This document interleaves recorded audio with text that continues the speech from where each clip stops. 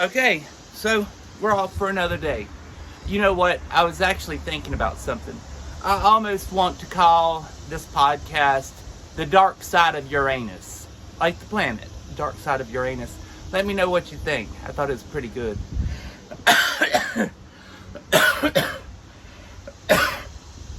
Okay, so what we're going to be doing today is, I have a good one. So this was another just something that came out of nowhere, and I have a feeling you're really going to like it. So, sigils. It's all about sigils and magic nowadays, right? So they're over here trying to shift people from one extreme to another. But there's a lot of hidden messages within what sigils are, right? And when people create these sigils, there's already energy related to these sigils because somebody made them for themselves. And that's what I'm going to be dialing in today, to figure out what is actually going on behind the scenes. So, already. So if people are over here making their sigils and spells by someone other than themselves, what's actually going down? What actually happens when you're using other people's things? Is there something else that's behind the scenes that we don't even know about when you're using these sigils? And I noticed yesterday I rewatched the thing, and I don't like going through all the bullet points that I have. I thought it was a little boring, to be honest, so I'm just going to go ahead and get started. I tell you, people don't understand when you're some people burp, some people cough, some people like their eyes twitch. My mentor that taught me the Akashic Records, that girl looked like she was straight up tripping when she used to do me, when she was teaching me all the records, because I did a mentorship back in 2009. And when she used to do my readings, her eyes would twitch like this the entire time for like an hour. And all I could do was sit there and just stare at her eyes, because she looked like she was straight up batshit crazy, but that girl was on point. Okay, so as we get started, what we're going to be doing is we're really going to figure out how to, if we want to create our own sigils, how should we create these sigils? What should we do to make these sigils work for our benefit without using other people's sigils, and so forth. So the first question today is, what actually happens when you're using other people's sigils and their things within their power? 1 second.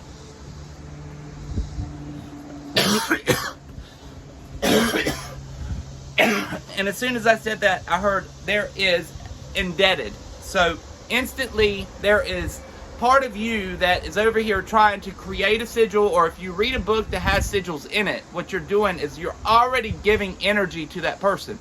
So if that person is dead, and because I see like some of these sigils have the people that's over here that's already on the other side, so you're actually giving them power just like you would be some deity or god.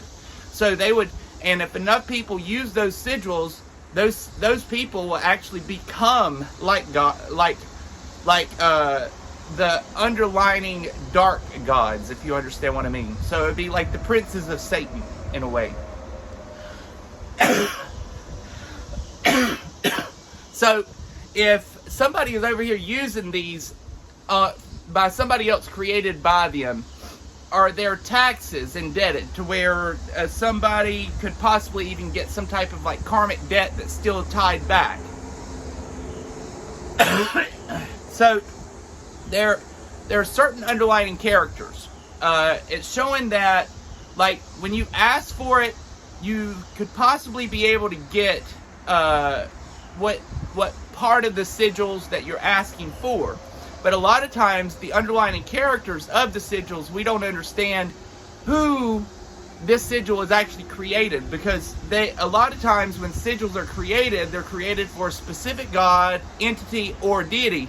And if you don't know the specific god or deity, what's happening is you're now allowing that energy to go to them. And when you start having that, they're showing that there is still like a return energy that you have to allow them to take from you while you're using these sigils to get your material gain. So if you're asking for money today while using someone else's sigil from a book or any type of incantation from them, then you are actually going to have some type of karmic debt that you're going to have to deal with either in this lifetime and or the next. And if you're over here, so they're showing like people that are over here doing it over and over and over and just using so much of their energy and pushing forward to make their self better. What they don't understand is a lot of times there's like dropping coins. So it's almost like, so they give you things along the way, but you don't understand after you leave here,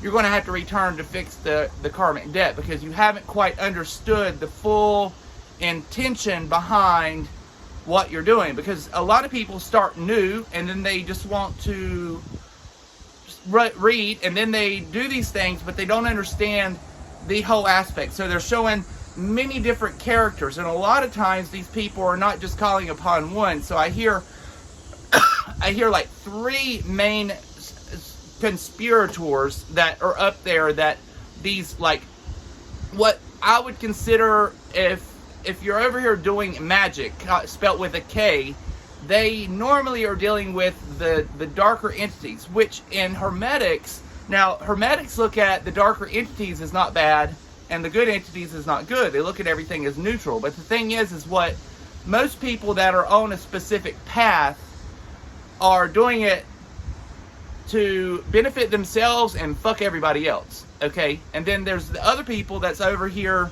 trying to learn these aspects to be able to grow from these things and do what's best for them and for the others that are around. So there's two different extremes of people here. Whether you want to let Hermetics play in it or not, it really means what are we doing for ourselves? Or how are the people portraying when they're doing these sigils? Are they doing it so they can be able to, say, do a love spell? A lot of times people will try to trap you into a love spell. It does work. Now, some people will kill an animal, do the blood sacrificial things, and that is a type of like a Santeria black magic. And when you normally do it, people don't know what they're truly doing. So what they're doing is, I see like the animal that's over here being taken care of, and they might get that person back, but there's so many underlying barriers because that person is going to start feeling like obsessive compulsive. So as they start like getting blended into the spell that this person did through the black magic, there's going to be a spell over the person. And then these people are just going to be like batshit crazy over this person. Then they're going to be wondering, holy shit, what did I just do? And that's what happens most of the times with these the blood magic ceremonies that these people are doing. They don't understand the whole concept. So what they're thinking, oh, well, I can get this person back. You can get them back, honey. You can get them back. But there might be another side barrier that you never even thought about. These people can start like losing their shit. And a lot of times they lose their shit. And then they have to deal with that. And then when they try to leave them, they'll become stalkers and then obsessing about them, trying to get them back. And you'll never be able to get them to go. Why? You created that shit. We manifest it. And if you're doing killing things and doing blood sacrificial things and not knowing what the hell you're doing, I don't believe in any animal slaughtering for blood. I'm against it completely. The most I would do to try to manifest my life is to go out in my garden, cut some flowers. If sometimes I will dry herbs, I'll dry flowers, and I'll do ceremonies with those. And the thing is everything still has a resonance here, right? So we don't have to have blood and kill animals. When a lot of people were doing this back in the day, we have to think about it, right? So when they're showing like back in the old days, so they showed me like people riding camels.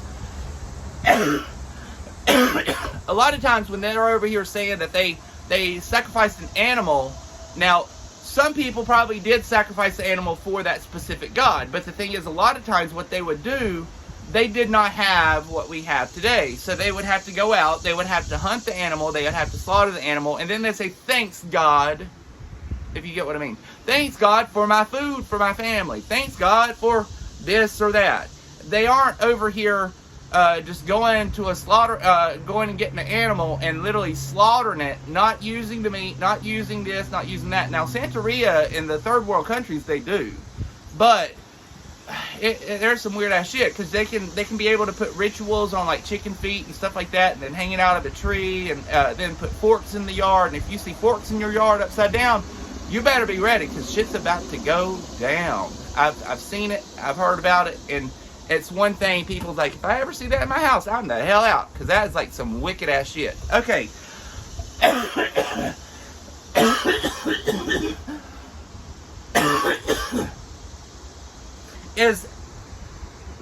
So if there is a tax upon someone that is over here that's trying to take sigils from other people, say like if King Solomon is over here creating the sigils, and so is there a karmic debt related to the tax?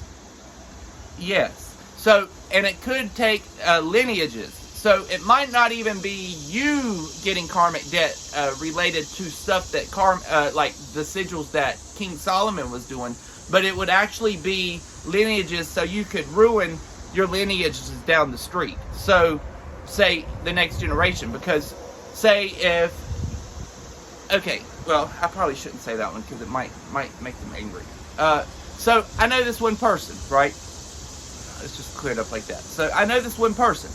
They're having issues with someone else. They are so much alike, and it's like they love each other, they get along with each other, but they're so much alike, it's always a shit show. Always a shit show. So they're so much alike, and they bump heads all the time. Well, the problem is this is stemmed from like their childhood, and as things have grown, now they have more problems than they did when they were a child. So it's just like building.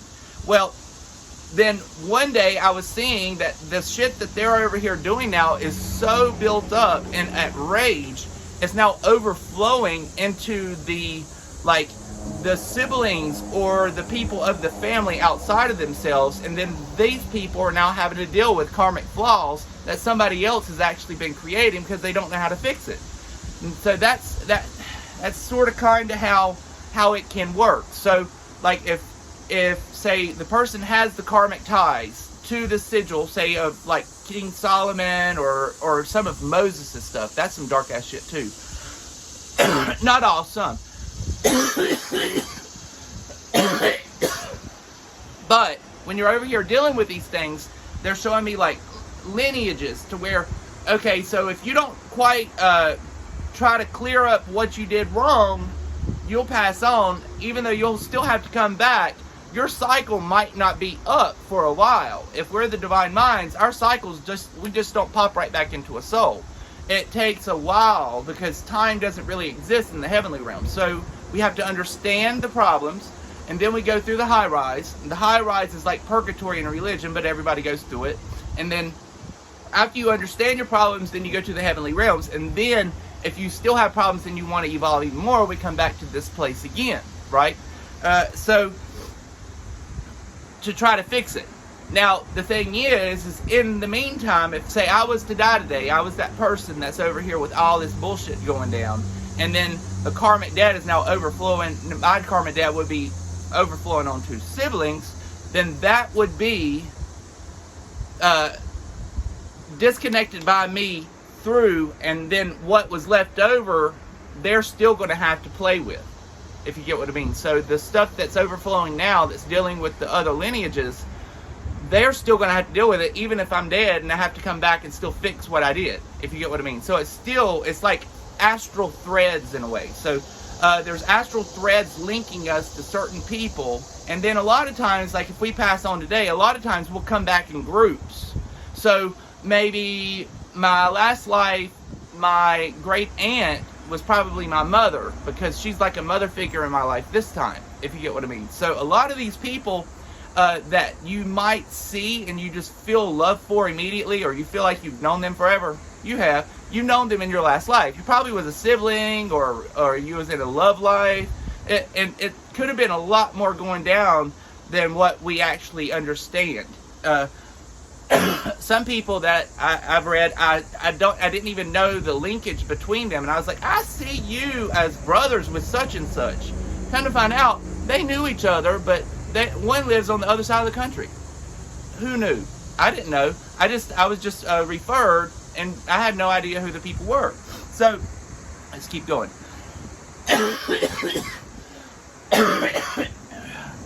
I tell you, this coughing it drives me bananas, and there ain't nothing you can do about it. The more I channel, the more I'm tapped in, the more I sound like a damn hack. And funny thing is, I never choke. I never cough in my daily life. I start channeling, I sound like I have COVID times 10. I can't get the shit out. And then I've been doing so much lately, trying to put the podcast out, and then if I have to do a reading or something like that, the problem is I'm like overextending these coughs, so now I had like these side little itches afterwards, and I'm like, motherfucker, really? Again? I'm not even channeling now, and I got a little cough still. Okay, so will these remain links to these people without even knowing? So, will there remain links to these people? So, I practically just said it. So, yes, if you're over here taking sigils of other people, drawing down sigils that they have made, and then you're meditating on it, or you're doing certain practices on it, you are automatically linking yourself to this person that created that sigil, and what the fuck ever they were doing. And most people that are over here with these sigils, you think that they are like powerhouses and they know what the hell they're doing. I tell you, that Aleister Crowley, he seems like he was straight up batshit crazy, to be honest. Some of the stuff that I've read, he sounds like he's, and I've seen some stuff through astral travel before with him, and some of the stuff that he's called in, and it was part dealing with like government officials, and they were out in the middle of the desert somewhere. I'm not quite sure where, but they were showing me all these huge, like reptilian species that are 10 feet tall with these long fingers and nails, and they were just like climbing out of the ground. They're calling them out of the ground and like overtaking bodies and shit.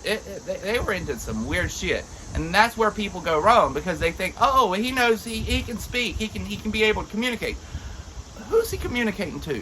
Is he communicating to those things that just came out of the world? Because if he is, I'm staying the hell out. I'm sorry, but I'm not going to be part of it. That is what it is, right? So yes, you do remain linked to these people. Now, would there be ways to be able to remove the links? You have to denounce what you did. So what you're going to have to do is you're going to literally write the sigil out, and then you're going to have to burn the thing that you was meditating with or trying to bring in something on. You're going to have to burn it with an intent to remove any astral threads, any links that you have with this sigil, and your intentions, and then recreate your own sigil. So think about just like your initials and then a design. That's all you have to do. And you put your own power, your own initials, your own name, and you can create your own thing, and then start manifesting it. And then over time, that specific sigil gains energy to where you can be able to manifest through that sigil, if that makes sense. Or an object. You can pick up an object that you love so much, and that can practically be your sigil if you want. I mean, there is no limitation on what a sigil can be, how you can use it for a sigil, or any type of like automaton. Do you understand what I mean? So if we want to use these things, what should we do, and how should we go about it? The best thing is to understand what they are, right? So we need to understand it.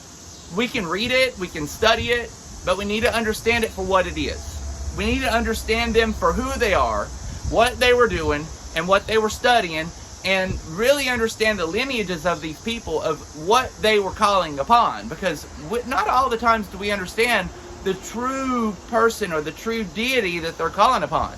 And it might not even be like Isis or Hecate or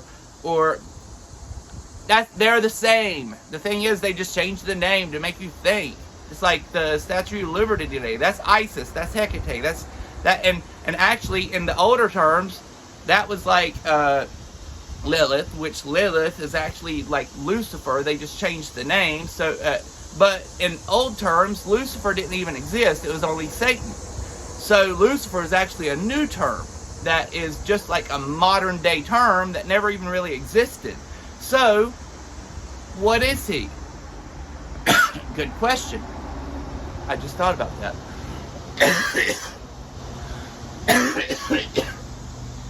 Lucifer is an entity. He is a manifested entity. He lives in the fourth dimension, and he can be able to supply people with things. But the thing is he was more of the underling of the Satan character. And as people now are putting more energy into him, he has become as strong as. See, I've always thought that they were one of the same. Are they one of the same? Sort of, kind of. So it's like it's almost like, who the hell knows? So they're one of the same, practically. So maybe can they split? Is that what you mean? Yeah. So they're showing like they can split into two different bodies, and then what they do is they can be able to make people assume that it's one, but really it's the same, if that makes sense. So is some of the ideologies that is put out, is that true ideologies, or is that really just made up stuff that people have created over time? So that was part of this same sect back in like the Aleister Crowley years with Madame Blavatsky and stuff like that. So they were all on the same mindset, to where they could be able to, they knew how to open certain doors in certain realms and allow them in and then communicate to them. And this is similar scenario. Do these sigils that others make, have they already linked their God to it? So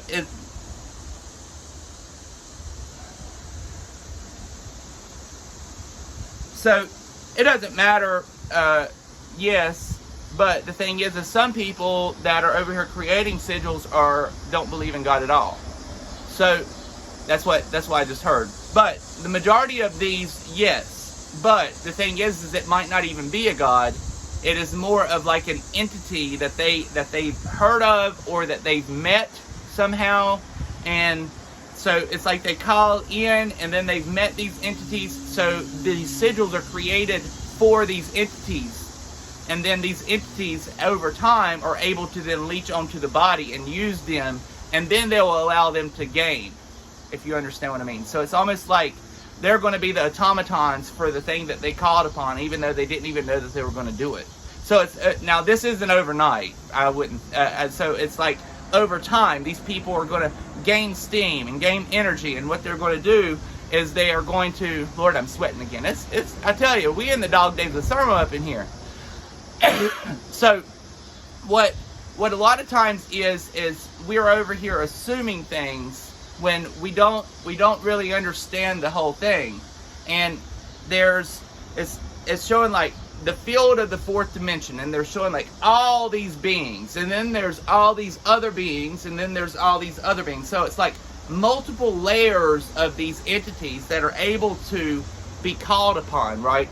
And through certain energies, you're able to call upon certain ones. When you actually think that maybe you're calling upon something that could be powerful to help you, actually they become a leech, if you get what I mean. So they have to use you to get their energy to be able to perform their agenda as well, because these entities are more like a virus, and what they are is they aren't able to work unless they can consume the soul source of us. So what they do is they can attach to us and then use our energy to create steam for themselves, even though that we don't even understand that they're here most of the time.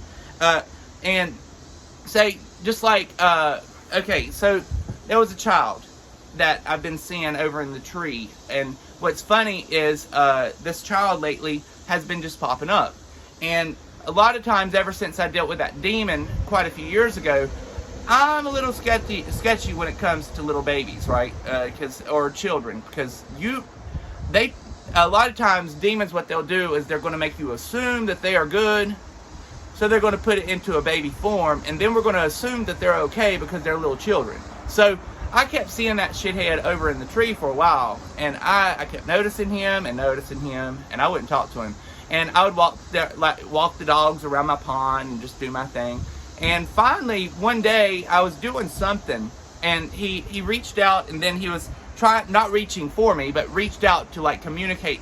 And then he was telling me that the reason he was called upon was because his mother had a miscarriage, and his mother had this longing for a child for so long, and his mother is now passed, and he is now attracted to this person that is wanting a child, but she's not able to have it. So he's like attracted to that household now because he feels that draw of sadness because there's not the child that they want, they're not receiving, if that makes sense. So some ghosts are attracted to certain things, and that's what that one. I haven't seen it lately. I haven't seen it in about a month, but he was there for a while, and it really depends on the person what you attract. And like every time before I start this, I always call in I always call in the archangels, and I never start these podcasts and never start this without validating and seeing them form in front of me, and also seeing my spirit guides, and then they give me the okay that everything is sealed before I start this process, because I don't need that shit up in here, and I bet you don't want that shit up in your house either. And a lot of people assume that it's not out there, but I tell you, when you have it, you know it, and when you know it, you know it. And that's where a lot of people, they start these sigils and they don't know, and then they want to read these books, and then they start using these sigils. Actually, you have now linked yourself to these lower lying energies that's in the 4D state, that's in the the etheric world. So these things are just like hanging out, and they're called upon. One of the next podcasts is going to be talking about what's the differences between reptilians and aliens, because I have met quite a few aliens, and I have met a reptilian species before. Had one of the local shamans actually call me. It was probably last fall, I think. And so, long story, I probably shouldn't even say it actually. But anyways, she called me and was telling me in dream time, this is why, and she didn't even know what this was going down until we started talking about it. And then she's like, you're in a spiritual war, and those draconians are trying to take you down. And that's why they're showing up in wolf forms, because they can shift from an alien, like a draconian alien form, to a wolf form to actually put you in fear or scare you to make you stay in a lower state. So think about it. These things are able to shift. There's so many things that we don't understand, because when everything vibrates in this world, right? So as we vibrate, our vibration, I'm saying like literal vibration, is slower than the air. And like this board here, it's just a slower vibration. It's still not here. None of this is here. This is all made up in our mind. And sometimes I even think about it. So if I'm over here talking, how do you even know that I'm talking to you if I don't even exist? I mean, really? This is some weird ass shit, isn't it? The world that we live. Can you imagine? We don't even exist. I am made up in your brain. That's how fucked up this place is. It's like, really? All this stuff is just made up in my mind, so none of this exists, and then everything's here. All this is around me. I'm playing in the garden all the time, plucking flowers, making flower arrangements, and none of this shit exists. But it does. Weird ass shit, huh? Okay. So, what is the best way for a person to be able to create their own sigils and hold power to evolve? And they said that, I've already mentioned that we need to take the time to create our own.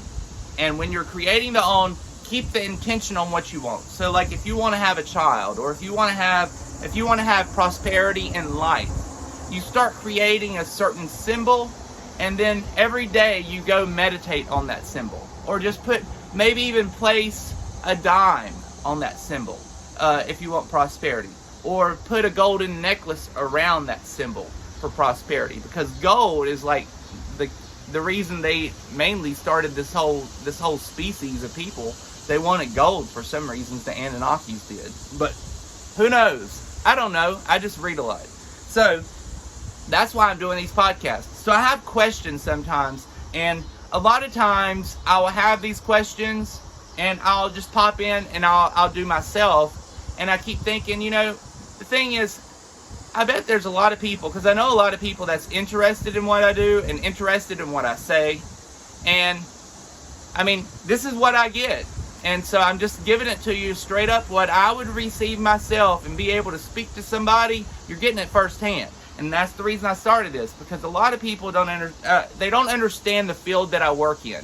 A lot of the field that I do is reading for others to help them grow spiritually and understand their past loved ones and so on and so forth, looking at timelines in the future. But they don't understand the Akashics. I can dial into anything I want at any time. Everything was created on a vibration. The vibration is a Sanskrit, and that's what Akashic is Sanskrit. So every vibration in the world has been registered throughout this records. And then there's lords and masters of these records to be able to relay the information to my teachers, and then my teachers relay this information to myself, if you get what I mean. Or did that confuse you? I know it's a lot, but it is what it is. And I'll speak more about how I got into the Akashics as time goes. I mean, I'm telling you shit every day, crazy ass shit about myself anyway, so I might as well just keep on going, but we won't today. Okay, so is there certain stones that they should place on these? So they're saying that if you want to, it would be a good way to be able to light a candle, specific candles to hold certain energies. So do your own research, or not even do your own research. Actually, if you see a candle at the store that you like, that's what I just heard. If you see a candle at the store that you like, that could be purple. For some reason, they showed me a purple candle. They said pick any candle you want, then showed me purple. So, and then say you see a purple candle, and you like that purple candle. Buy that candle and use it for that sigil, and that will be the candle to.